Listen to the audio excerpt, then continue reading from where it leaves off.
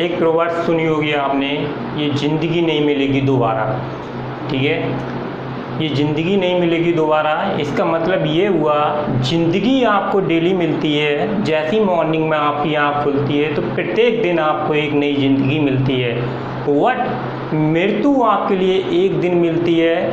तो मेरे दोस्तों, ऐसी मेहनत कीजिए, ऐसी मेहनत कीजिए कि जो आपके सपने हैं वो बहुत चंद दिनों में बहुत जल्दी आपके पूरे हो जाएं।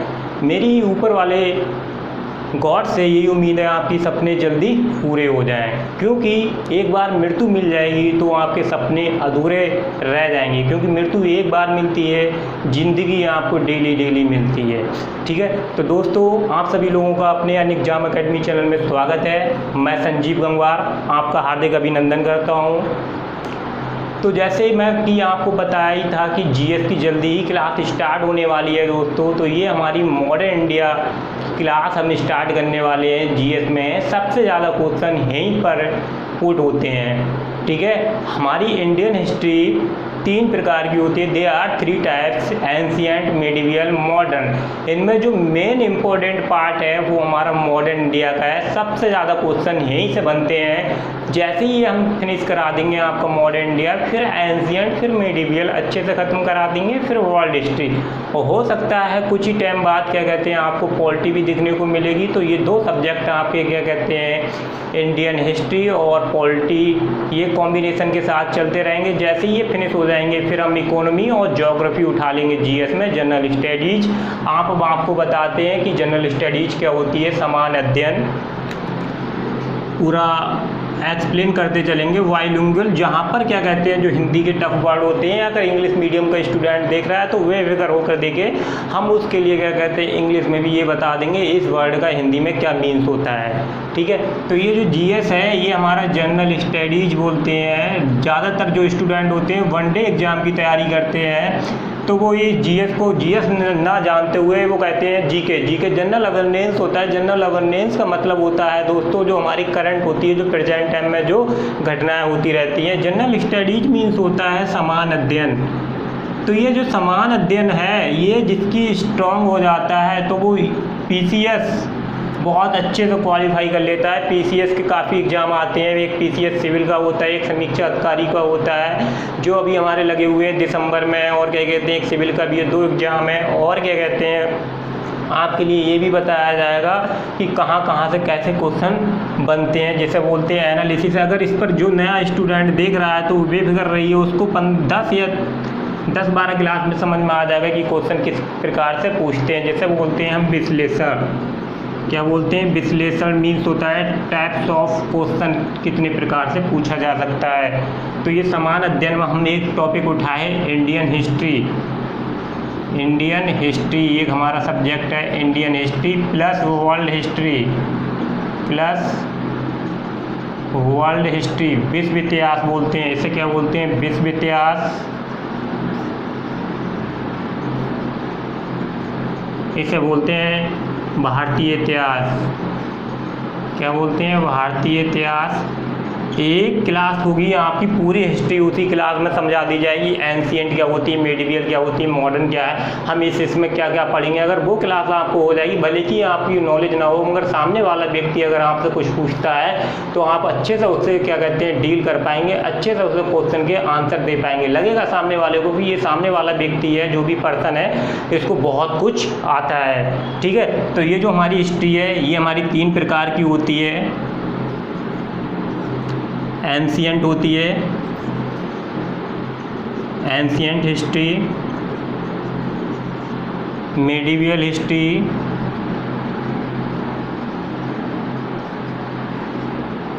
और मॉडर्न इंडिया।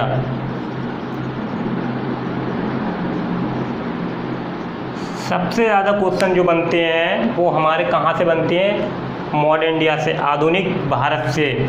और ये जो क्लास आपको हम पढ़ा रहे हैं यूट्यूब पर कहीं पर भी नहीं मिलेगी। एक बार चाहें तो यूट्यूब पर आप सर्च मार सकते हैं। बट जब हम यूट्यूब पर पढ़ाना स्टार्ट किए हैं तो हम सोच रहे हैं कि जो कंटेंट दिया जाए, जो क्या कहते हैं हम अपनी ऑफलाइन कोचिंग में पढ़ाते थे, ठीक है, तो आप एक बार चाहें तो चेक कर लीजिए किसी भी यूट्यूब पे, अगर ये मिल पाए। आपको इम्पॉसिबल है, मिलेगा तो 75, 60%, 80% मेरा क्या कहते हैं पढ़ाया वो किसी के यूट्यूब पे मिल सकता है, मगर 100% आपको बिल्कुल भी नहीं मिलेगा। ये है हमारा प्राचीन इतिहास। क्या है? प्राचीन इतिहास। ये है मध्यकालीन इतिहास।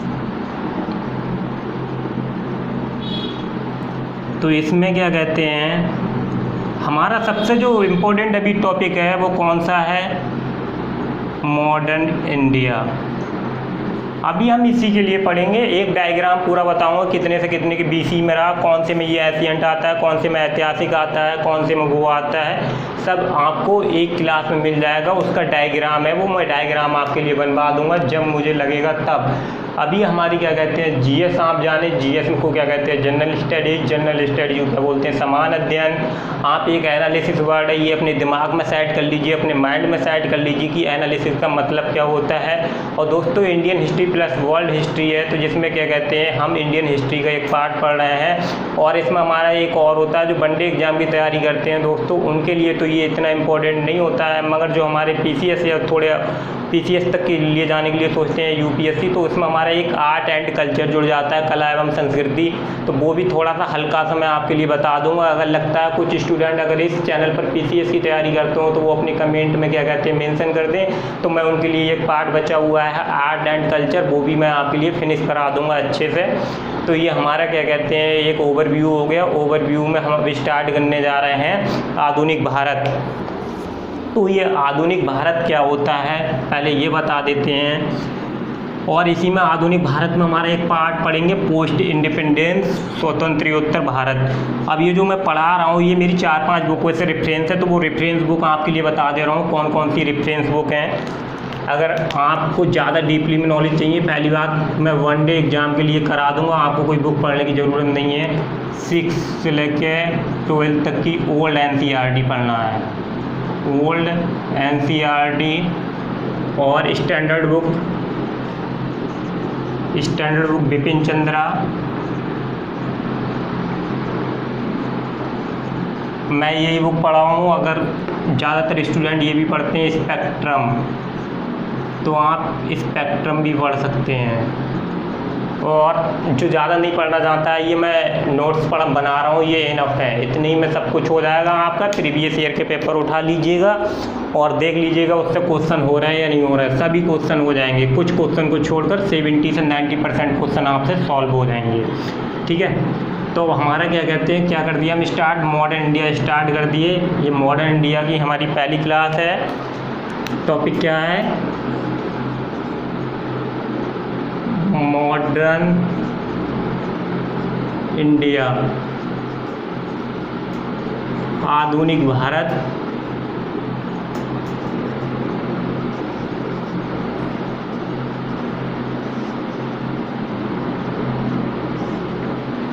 लेक्चर 1।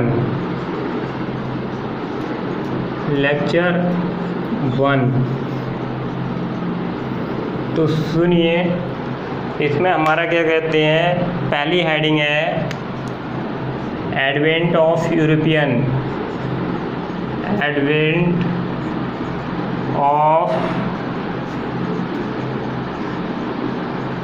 यूरोपियंस। मीन्स यूरोपीय कंपनियों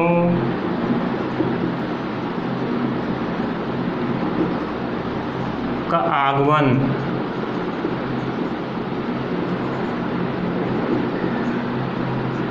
यूरोपीय कंपनियों का आगमन।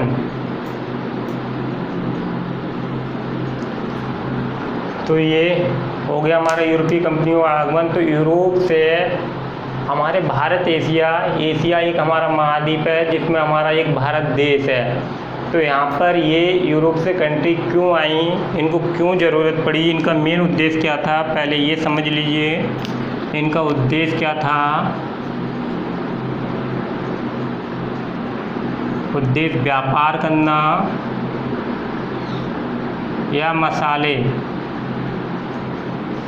इनका व्यापार करना तो नहीं था उतने टाइम, उनका मेन उद्देश्य था क्या?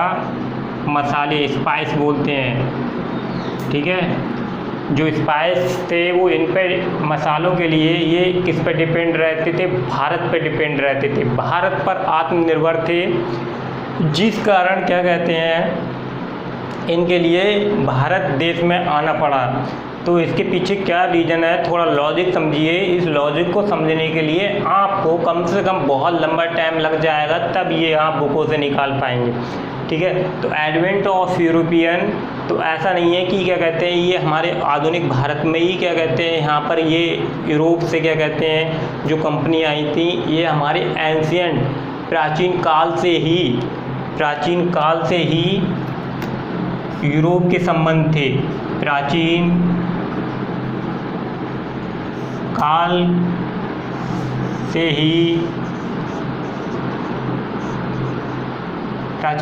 ही यूरोप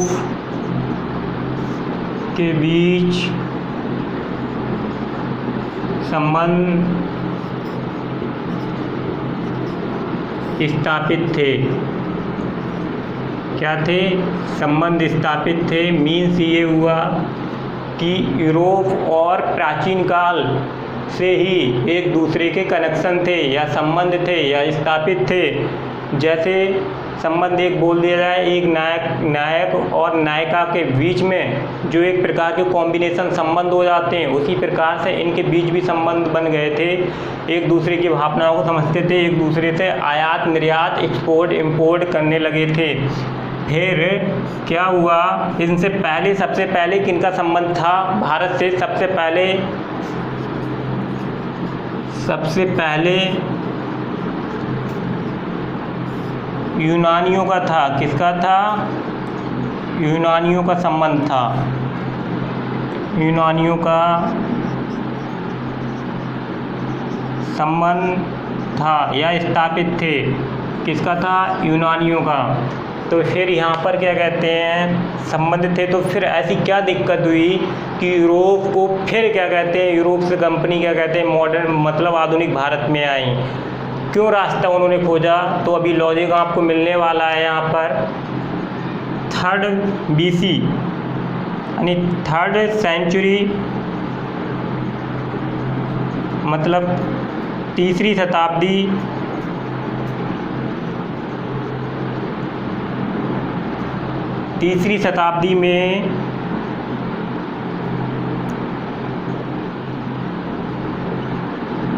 शताब्दी में यूरोप से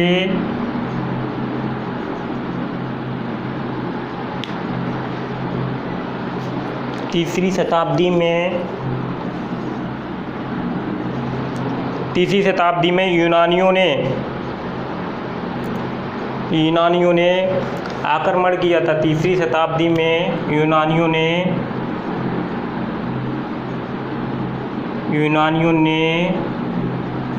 भारत पर आक्रमण किया।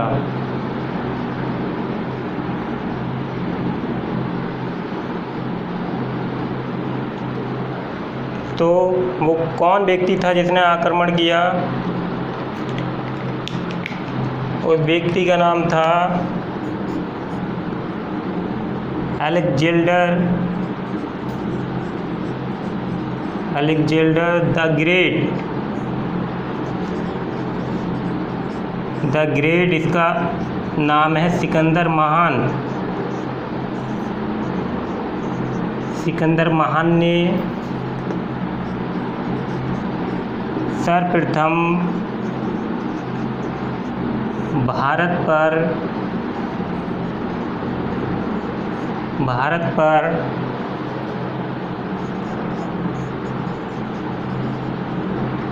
आक्रमण किया था। ठीक है, आक्रमण किया था, जिससे इनके संबंध ठीक ठाक हो गए और कोई दिक्कत न आते हुए ये 15वीं शताब्दी से पहले चलते रहे। 15वीं शताब्दी से पहले ठीक ठाक चलते रहे। तो ऐसी क्या दिक्कत आई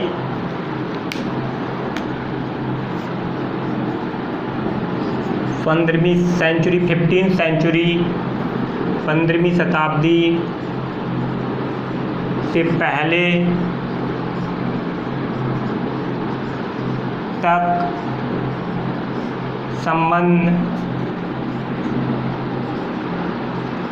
संबंध ठीक ठाक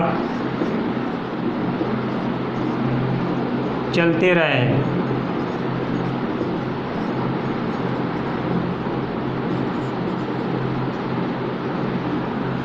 लेकिन ठीक ठाक चलते रहे तो यूरोप या यूनानियों दोनों के संबंध चलते रहे। यूरोप से भारत जाने तक कितने रास्ते थे? तो यूरोप से भारत तक जाने के लिए 2 मार्ग थे। कितने मार्ग थे? 2। जहाँ पर मैं अंडरलाइन कराता हूँ उसे अंडरलाइन कर लीजिएगा, उसी से डायग्राम बनाया जाता है। एक बार आप डायग्राम बना लेंगे तो थ्योरी की आपके लिए दोस्तों कोई ज़रूरत नहीं है। ठीक है, 2 मार्ग थे क्योंकि चीज़ें हमें डायग्राम से ही याद रहती हैं, तो अंडरलाइन करा दिया मैं। 2 मार्ग थे, उन 2 मार्गों का क्या नाम था?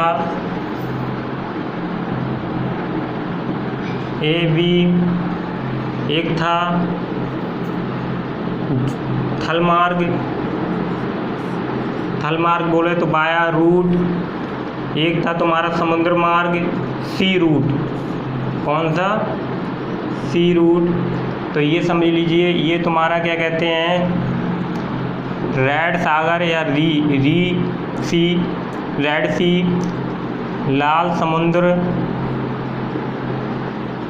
लाल समुद्र और मेडिट्रेनियन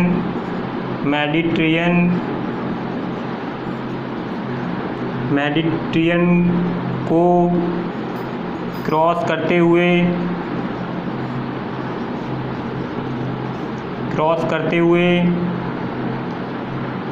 गल्फ ऑफ पार्सिया या पारसिया की खाड़ी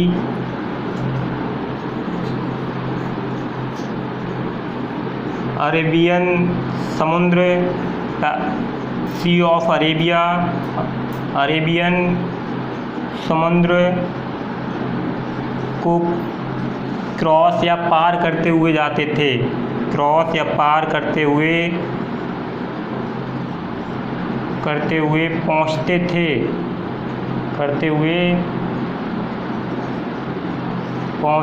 थे। तो ये रास्ता हमारा इम्पॉसिबल था। कौन सा यूज किया जाता था? Via root.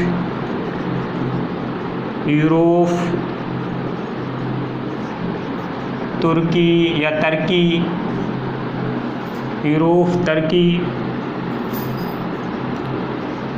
भारत की खाड़ी या पारसिया खाड़ी,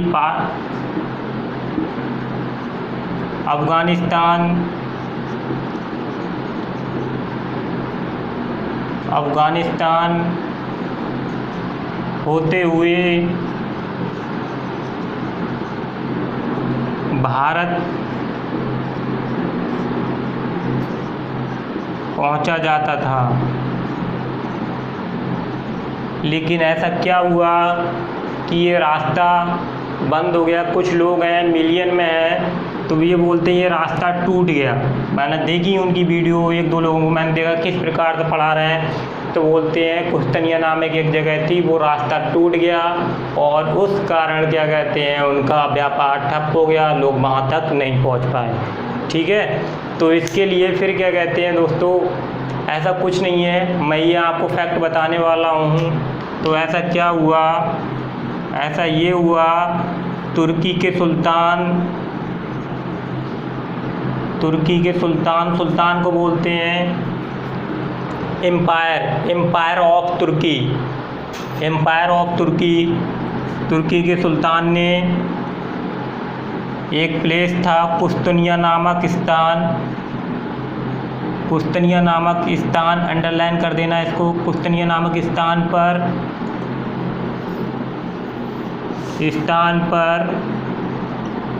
अपना कब्जा कर लिया, अपना कब्जा कर लिया। अब दोस्तों एक एग्जाम्पल से समझिए, ये है नायक और ये है नायिका। जब एक दूसरे को ना जानते हो, इस नायिका को कोई भी प्रॉब्लम आती है, कोई भी आता है, तो नायक को कोई इससे मतलब नहीं है। जब नायक और नायिका के एक दूसरे से संबंध बन जाते हैं, जब नायक को कोई प्रॉब्लम आती है तो नायिका बिल्कुल तैयार रहती है, और जब नायिका को प्रॉब्लम आती है तो नायक क्या कहते हैं, बिल्कुल उसके लिए तैयार रहता है, हमेशा तत्पर रहते हैं एक दूसरे की हेल्प करने के लिए। तो इसी प्रकार से तुर्की के सुल्तान ने कुस्तनिया नामक स्थान पर अपना कब्जा कर लेता है। तो जो कुस्तनिया के बीच में यहाँ पर जो पड़ता है, तो वो अपने यहाँ से किसी को नहीं निकलने देगा। मतलब ये हुआ कि नायिका, अगर नायक है जो उसके ऊपर, जो उसकी नायिका के ऊपर कोई हाथ टच भी करता है तो वो नायक बिल्कुल बर्दाश्त नहीं कर सकता है। तो इसी प्रकार सन 1453 1503 में इसने कुस्तनिया नामक स्थान पर अपना कब्जा कर लिया, और इसने वहाँ से आने जाने वाले रास्ते पर, आने जाने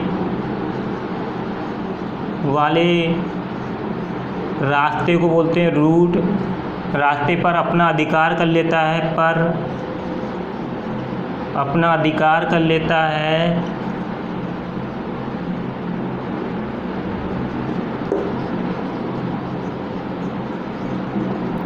और फिर यहीं से क्या कहते हैं, रास्ता बंद हो जाता है और लोग क्या बोल देते हैं, टूट गया, पता नहीं क्या क्या बोलते हैं। वो आप खुद देखेंगे, फिर आपको खुद पता चल जाएगा कि क्या क्या पढ़ा दिया जाता है।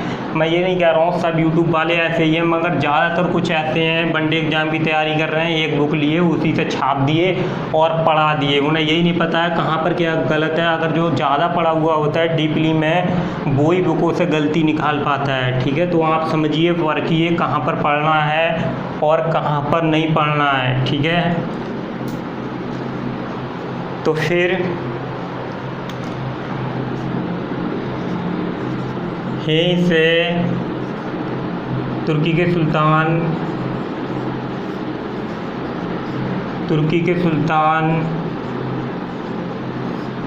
सभी रास्ते बंद कर देते हैं और यूरोप के जो व्यापार होता है, जो मसाले पर भारत पर डिपेंड रहते हैं, आत्मनिर्भर रहते हैं, वो सब कुछ हो जाता है बंद। और फिर जो यूरोप के लोग होते हैं वो मार्ग खोजने में लग जाते हैं। सर्वप्रथम मार्ग खोजने का क्रेडिट या श्रेय किसे जाता है, कार्य कौन करता है, तो पुर्तगाल के एक राजा होते हैं प्रिंस हेनरी। तो प्रिंस हेनरी सर्वप्रथम कार्य करना स्टार्ट कर देते हैं। तो वो कार्य सर्वप्रथम कौन करता है, यूरोप से सर्वप्रथम कार्य करते हैं, कार्य स्टार्ट करते हैं पुर्तगाल के या पुर्तगालीज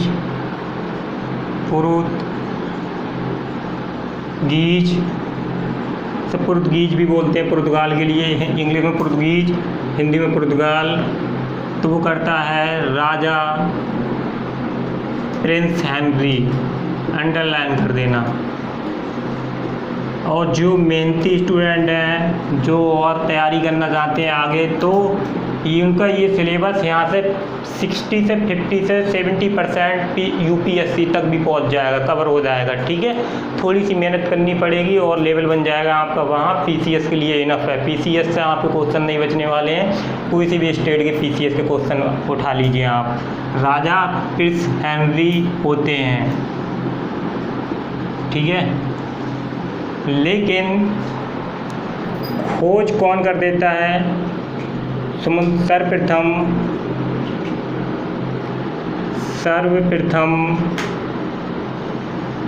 समुद्री मार्ग की खोज खोज का श्रेय या क्रेडिट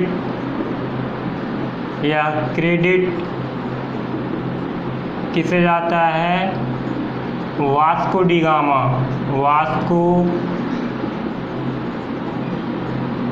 डी गामा किसके लिए जाता है? वास्को डी गामा के लिए। ये कहाँ का व्यक्ति था? ये पुर्तगाल का ही था। कहाँ का था? पुर्तगाल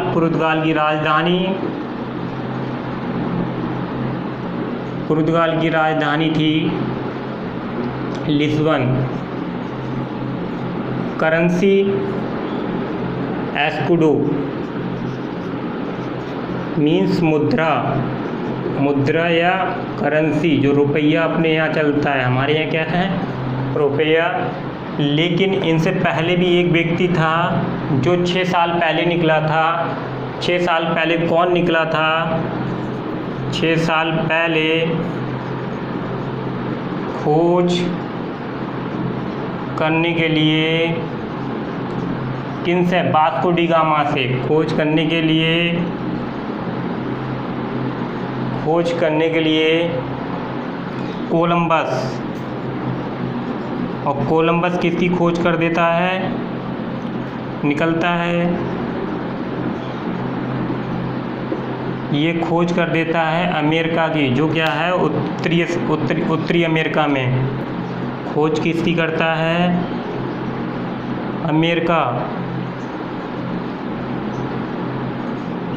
अमेरिका की खोज करता है। इसकी राजधानी क्या होती है? वाशिंगटन।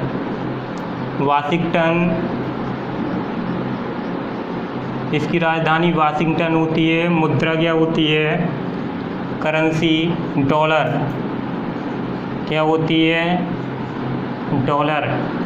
ठीक है। ये 1492 में खोज करता है, 1492 में। ये 1498 में करता है। आगे मैं पढ़ाऊँगा। अब ये आपको हिस्ट्री पता चल गई कि हाँ, यूरोप का भारत तक पहुँचने में कैसे संभावना हुई, कैसे पहुँचे। और थोड़ा सा सुनिए, अभी जब पुर्तगाली बताऊंगा, पुर्तगाली ईस्ट इंडिया कंपनी पढ़ाऊंगा, वहाँ पर भी बताऊंगा। जो यहाँ पर क्या कहते हैं, पुर्तगाली जो होते हैं, ये वास्को डी गामा भारत तक पहुँचने की कौन हेल्प करता है? With the help of navigator. तो उस नेविगेटर का नाम होता है अब्दुल मनीफ कहाँ का होता है? अब्दुल मनीफ गुजरात का व्यक्ति होता है। गुजरात की कैपिटल क्या है? गांधीनगर। तो ये गांधीनगर का एक व्यक्ति होता है जो वास्को डी गामा की मदद करता है। वो एक नेविगेटर होता है। The navigator with the help, जो हेल्प करता है वास्को डी गामा की, उसकी हेल्प कौन करता है? अब्दुल मनीफ।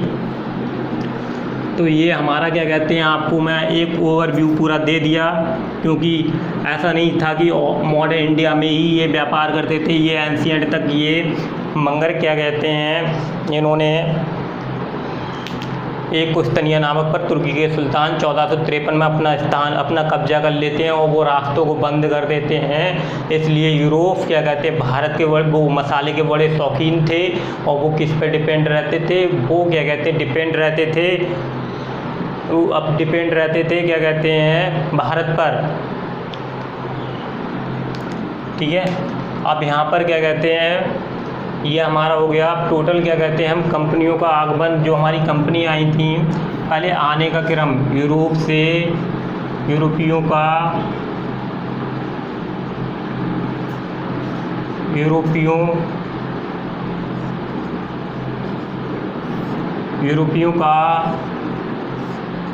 आने का क्रम।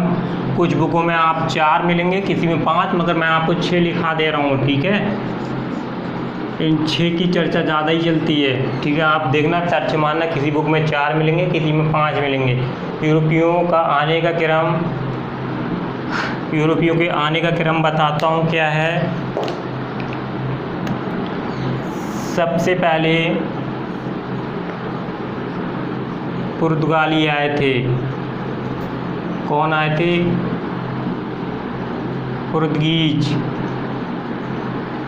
कौन सी सन में आए थे? 1498 ईस्वी, 1498 ईस्वी में। दूसरे पे कौन आए थे?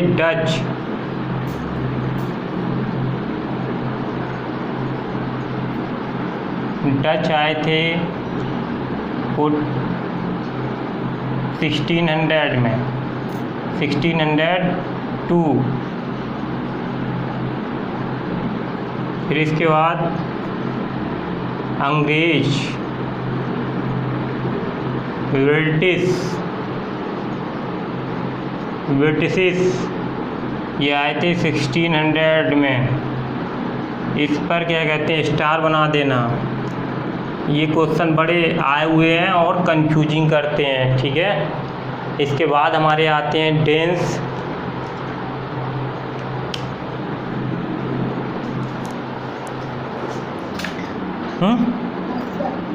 डेन्स आते हैं, कौन आते हैं, डेन्स बोले तो डेनिस।